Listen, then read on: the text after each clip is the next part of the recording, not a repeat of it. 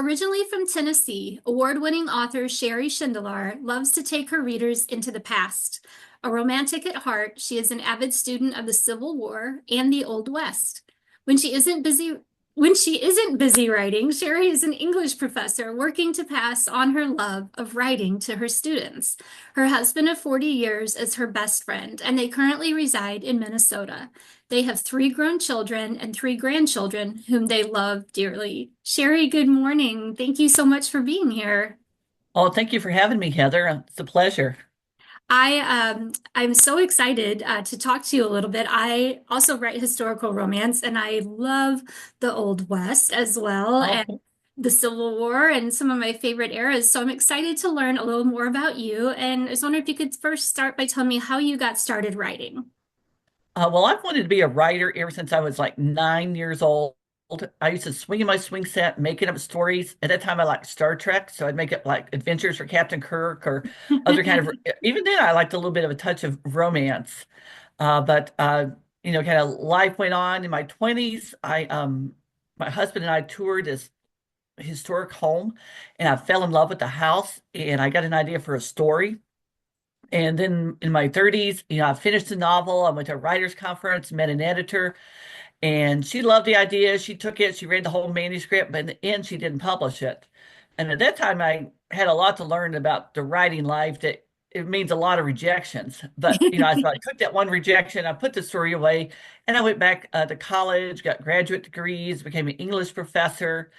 And I kind of wondered, would I ever really go back to fiction? But I did. In 2019, the Lord just kind of worked in my heart, and I read a Laura France novel, my first historical Christian romance, and I fell in love with that. And I thought, well, hey, I can do this. I want to do this. And so since 2019, I've written almost daily. And, the book coming out now is book number two that's being published. The Shenandoah Valley is about the house one that's still waiting to be published. But, it's just like writing every day, just, you know, being faithful to that and, just trusting the Lord's timing. And sometimes that can be hard waiting. That can be very hard. Yeah, but the writing, I'm finally, published fiction novelist, and I love it. Oh, I'm so happy for you. I'm still in the waiting portion of this journey. Oh, and that can be a long portion. Yeah. It really can be. It's like you, I didn't realize how many rejections can come in the process and how long the waiting can be. But we know God's timing is perfect, and that's not just a quote. That's not just something we say. It's something we have to lean into and something we Oh, have to right. live And in. live out. And that's a challenge sometimes. It Yeah. really is. Well, can you tell us why you love writing historical romance? What is it about this genre that you love so much? Well, I love history. I've always loved history. I remember when I was 9 years old, I wanted to read every biography about women that I could in the little kids section. But in the 20s, when I was in my 20s, that's when I saw the historical house in the Shenandoah Valley. And I lived there, and there's just so much history around the Shenandoah Valley and the Civil War. So I kind of fell even more in love with history. And I've always been a romantic. I've always loved love stories, happy endings. So it's just kind of a combination of history and a happy ending. Yeah. I feel like we are kindred spirits, Sherry. Oh, So Texas Divided is the name of the book that's coming out now. It's your second in the series. What inspired this story? it's the second. It's the sister of the heroine of the first one. The first one, Texas Forsaken. The heroine is Eyes Like Sky, and so both of these really kind of go back to this. There was the most famous captive in 19th century America was Cynthia Ann Parker in Texas. She was taken by the Comanches when she was 9 years old, lived with them for 24 years, integrated, married, had three kids.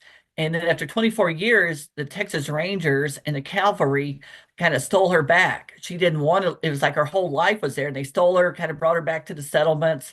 And, she hated it. She never saw her husband and two sons again. Her daughter died, you know, who was with her died about a year later. But it was just a very sad story that kind of broke my heart. And I'd read it like 20 years ago, and I thought, I want to do something with that. So for Texas Forsaken, I kind of took that kind of nugget of inspiration of the captive who'd been held so long and didn't want to come back. And so I did Texas Forsaken, and then Texas Divided is the sister who was also captured by the Comanches, integrated, and now her uncle has her kidnapped and kind of brought back to plantation life in East Texas, and she hates it. But it's kind of yeah. So the two stories are interlinked like that. So Okay. And is there a book number three in the works? oh yeah, Texas Reclaimed. No captive this time, but it's in the West. It's 1866 after the war has ended in the Texas frontier, and it has a wounded, not wounded physically, but emotionally, mentally, a Yankee soldier who was captured in an Andersonville, the most horrific prison prisoner of war camp in the Civil War. He was there. He's recovered. He's released. The war is over, but he made a promise to one of his best friends in the camp that he would help look after his family. So he travels to Texas and he finds out the mother is dead. It's just his sister there on her own. And so he's going to help her out. And she doesn't really want help, but that's a story. But some of the characters from Texas Divided and Texas Forsaken are going to show up in that book as minor characters. But yeah, Fun. Oh, that's exciting. Do you have a release date for that yet? February 3rd, 2026. I'm right now finishing, not, I wish I was finishing it, but, I'm fast working to my June 30th deadline. So, yeah, Well, we are looking forward to that one as well. That sounds like a lot of fun. yeah, thank you. Of course. Well, we're going to move into what I call the lightning round of questions, although they never move very fast because we're authors and we have a lot of words. But Yeah. we're going to go through the questions and learn a little bit more about you. So, what is your favorite genre to read? Historical romance. I like the kind of surety that there's going to be a happy ending. I love history. Sometimes some of my friends are writers, and so I may read a romantic comedy or contemporary women's fiction or dual Yeah, time novel, but my go-to genre is historical romance, Christian historical romance. mine too. Do you have a favorite author I think we all have a whole list of favorite authors, but a few that Right. you would list near at the top. Well, I guess Laura France would be number one. Then I really love Lori Benton and a friend of mine who just published her second book, but I love her writing Jamie Ogle. Yeah, that'd be my top three. But you're right, I've got lots of favorites. So, I do too. What's your favorite way to spend a quiet evening? most of my quiet evenings are spent, after my husband gets home. I'm maybe sitting on the couch writing, and he maybe is doing something on his computer, but we're in the same room together, and but we're not all, a lot of times I'm writing somehow. But other than that, a nice quiet evening going out to eat with my husband would be kind of a nice, fun break evening. So, Sounds perfect. My husband and I do a date night every Wednesday night. oh, Our good. daughter goes to youth group and we go out to dinner and it's perfect. It's nice to look forward to that once a week. Oh, yeah. Are you a plotter or a pantser? I think I'm a little bit of both, but lean towards the pantser side, because I usually have like a general outline or maybe like events, like this event, that event. But it can change a lot, especially the second half of the story can change quite a bit by the time I get there. And the ending, what I've noticed with the last, you know, three books that I've written, that the ending, often I don't settle on the final ending to maybe just a month or two before I'm finished. The ending can change a lot, and I know they're going to end up together happily ever after. But Maybe not how? everything will be perfect, when they end up together, but yeah, how that's going to come about, yeah, that's very fluid, and I like the flexibility. Absolutely. And those characters sure do like to change things up on us, even when we think we know which way things are going. They tell us things that we weren't expecting. Yeah, they've got their own idea about things. Yeah. They certainly do. If you could spend a day as a character in any book, who would it be? I thought about that, and I'm thinking Elizabeth Bennet from Pride and Prejudice. A And I very love Jane popular Austen answer. or Charlotte Bronte, all those kind of old, good, 19th century British authors. So, Perfect. What was your favorite toy as a child? well, not exactly a toy, but I really think my swing set, because I would spend hours, I could, if I had time in a day, hours out there playing on the swing set. So I love that, and that's where I could use my imagination. And another toy I had related to writing is I had a set of author matching cards. It's kind of like it's like a little card game, where you try to find like instead of finding like four tens or four queens, you had the faces of different authors like Mark Twain or Louisa May Alcott. So it was really How cool. And so fun. when I was in fourth grade, I loved that. So It sounds like you were an author in the making from a very young age. yeah. Do you prefer friends to lovers or enemies to lovers? Enemies to lovers. I can't even imagine myself writing friends to lovers, maybe sometime, but everything's enemies to lovers. They start off not getting along, maybe even hating each other. But yeah, It's kind of fun that way, isn't yeah, it? I like it. What is one goal that you haven't reached yet? What's a very kind of far goal, but I would love to see one of my books become a movie someday, like Texas Forsaken. The first one is kind of the most dramatic one, but I don't know, and if it happens to be God making it happen, but someday I'd love to see that. So It's a great dream, a great yeah. goal. Absolutely. Do you prefer coffee or tea?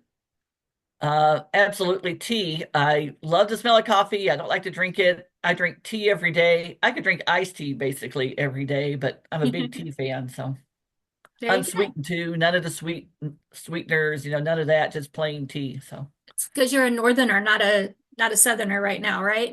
well, yeah, I guess so. Yeah, because I was a southerner, but I Yes. became the northerner, and I always like the caffeine in it. I'm not into the decaffeinated stuff either. So, There you go. uh, Do you like to do anything else that's crafty or creative? not so much. I guess the one creative thing I do is I like to program Canva because you can design bookmarks, design Yes. posts or posters, and so I kind of like playing around in Canva some and seeing what kind of designs I can come up with. It's a lot of fun. It's a good creative outlet for sure. And it's Do not too hard to learn. It's there's learning, but it's not that challenging, and you kind of pick it up a little bit at a time. Yeah, it's very user friendly. And I love the back button because when you make a mistake, it'll just fix it for you. Oh yeah, that's very good because I don't always get it right. So Yeah, I don't think any of us do. Do you prefer reading on an e-reader or a physical book? I think if it's a book I know I'm going to treasure, or maybe written by a close friend or one of my favorite authors, I'll get the hardback, not the hardback, but the paperback, the hard copy book. But other books, my bookshelves are getting so filled up Yes. that it's kind of nice to have the ebook option, so I can have a whole string of books on the ebook, option waiting to be read. And so I read quite a bit more ebooks now than I used to, but still, the physical copy is my favorite. Yes, there's nothing like a physical book. If you could go back in time and spend a day in any era, what year and location would you go to? Yeah, that's a hard one, because I love to write about the Civil War, but would I really want to live in the Civil War or be there? Or like I love to write about the Texas frontier, but it was pretty rough on the Texas frontier. Um, so maybe I would go back to the Shenandoah Valley before the war, kind of nice calm period, like in the 1850s or something, when it's like just a real beautiful kind of lush area. It was referred to as like the breadbasket of the South, but this beautiful area, but before it's tore apart by all the conflict. So A good answer. I like that. What's your favorite snack? I don't know, maybe trail mix. But if it's going to be any kind of dessert, I love chocolate, in any form. So We really do have a lot in common. yeah. How do you pick names for your characters? Well, one thing is I want to make sure I've got a name that kind of fits that time era. So, I kind of go back and research, what's this name really used, like in the 1850s, 1860s, 1870s, because that's kind of my time period there. And then I like to pick a strong, kind of simple, not a real complicated name. Like I've had characters named uh, Daniel or Garrett or Ben, kind of, I like my idea of a strong name. I don't know if everybody would think it's strong, but I kind of like a strong kind of Western name. Yeah. But my female characters, at least for the two Texas books, I loved getting to choose kind of a Native American sounding name. Like I've got Morning Fawn and Eyes Like Sky, but Ah, my third book, the lady's name is Cora, so that's different. But I like good, simple, strong names. I like it. And is there a place that you could go sit anywhere and write? What would you choose? Where would you go? I would like it someplace by the beach, like preferably, lake is good, ocean's even better. But I'd want a kind of secluded place because I want to be able to concentrate. And I'd also want some kind of shade, because in my own life, there's a lake, about a 5 minute drive from here in a park. And I love going there to write, but then I got to find a tree or something just so I can see my computer screen. So a nice beach, secluded beach area with some kind of shade. Yeah. Perfect. Sounds good. What was your first concert? I think Emmylou Lou Harris. I don't know if you know who that is, but she's kind of a folk Yes. singer. Yeah, okay, yeah. And then she changed her style. When I really loved her music, I loved it when it's kind of more bluegrass style. But by the time I went to see her in a concert, she kind of switched it up and it's more kind of jazzy or something like that. But she still did some of her own songs. And I've been to Amy Grant too. That was another one of my favorite concerts. But Oh, yes.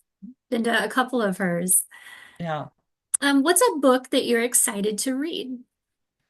My friend Jamie Ogle just published one recently, as sure as the sea. Um, yeah, she's the one who wrote Of Love and Treason. She writes around like 100, 200, AD, back when the Yeah. Christian persecution. I don't know if you read her first one. Her first one is about Saint Valentine. Oh, no, I And haven't read it. this one's about Saint Nicholas, but not the Santa Claus Saint Nicholas. This is like the real guide, to let, everything else kind of based upon. But, it's a historical romance. So, Oh, that sounds very interesting. yeah. I have a couple of her books in my TBR pile, but I have not read her yet. So now you're making me want to pick up one of hers next.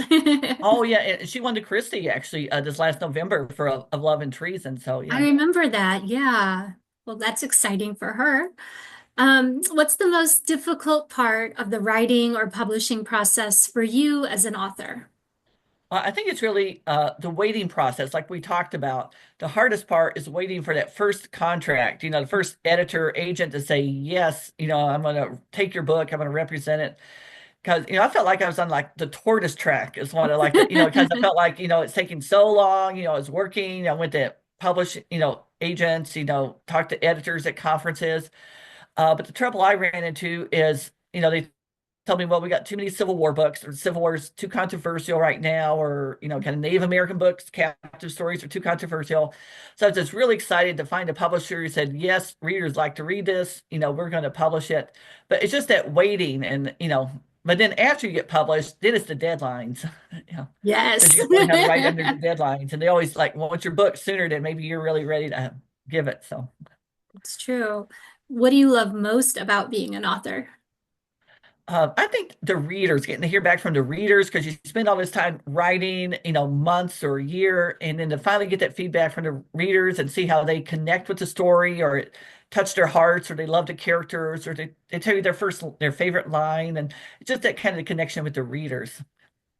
Absolutely. That makes it all worth it when you have to push through those deadlines and you wait so long. When you hear that your words touch somebody else, it makes it Right. all Yeah. worth That maybe it. God worked through you to kind of touch their hearts. So yeah. Yeah, yeah. Well, Sherry, where can our readers and viewers, where can they learn more about you? Well, I have a website at sherryshindelar.com.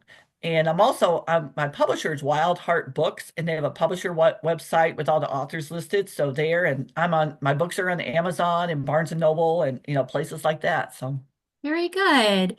So, Sherry, I'm excited to get to the giveaway portion of our interview. So, I was telling you earlier before we started recording how much I love your book cover, how beautiful it is, and that when I looked at it, my eye was immediately drawn to Morning Fawn. Is that it? That her name? um, yeah, there it is. Morning Fawn. Well, I don't think Yes, people, thank you. yeah, that's it. Her Yeah. dress, just when it fades down, I loved that fade. So that inspired these earrings. Oh, yeah. And it's hard to see, but the top piece, it's almost feather shaped. So it kind of, I thought, tied in. Oh, and even that's kind of a little bit like a feather. Yeah, because I don't know if the Yeah, reader can see it, but she has a feather there in her hair. So, yes. So this is what our readers can win. They can win a copy of your book and they can win this pair of earrings.